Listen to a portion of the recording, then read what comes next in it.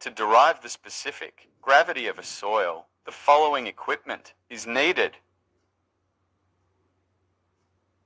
Volumetric flask, sensitive balance, vacuum pump, distilled water, funnel, spatula, drying oven. Testing procedure. 1. Weigh the empty and clean volumetric flask W1. 2. Fill the flask with distilled water up to the graduation mark.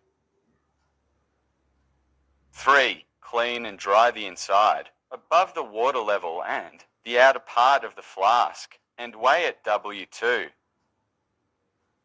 4. Empty and dry the flask. 5. Weigh around 50 grams of soil material. 6. Use the funnel to carefully place the soil into the flask. 7. Fill around 2/3 of the flask with distilled water. 8. Use a vacuum pump to gradually apply vacuum and remove the entrapped air while spinning the flask to remove the air bubbles. The procedure should last for about 2-3 minutes for sands and 10-15 minutes for clays.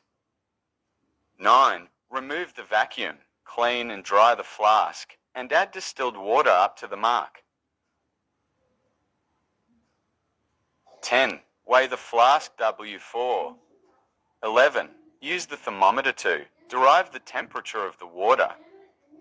Calculation. The density of the soil particles S is calculated as follows. Specific gravity equals W3 W1 W W2 W1 W for W3. Therefore, the specific gravity GS is calculated as GS equals SW.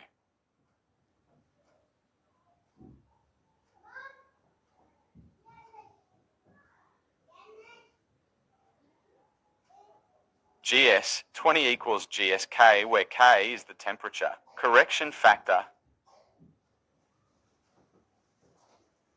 The specific gravity of soils is usually between 2.65 minus 2.8, with finer soils having higher values than coarser ones.